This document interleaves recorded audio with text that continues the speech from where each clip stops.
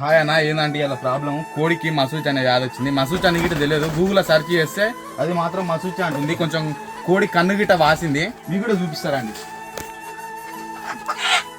కోడి కన్ను అయితే అవపడతలేదు, కోడి కన్ను అవపడతలేదు.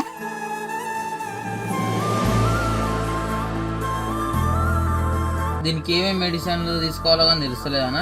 ఇది ఒక్క కోడి అల్లేసి పెట్టాం అనుకో అన్ని కోళ్ళకి తాకుతుందని దీన్ని అయితే సపరేట్ వేస్తున్నాం అన్న. దీనికి ఏమేమి వాడాలో మెడిసిన్స్ కొంచెం చెప్పరా అన్న, కామెంట్ రూపంలో తెలియజేయండి అన్న. ఘోరంగా అయిందన్న, కళ్ళు అయితే ఘోరంగా అయినాయి.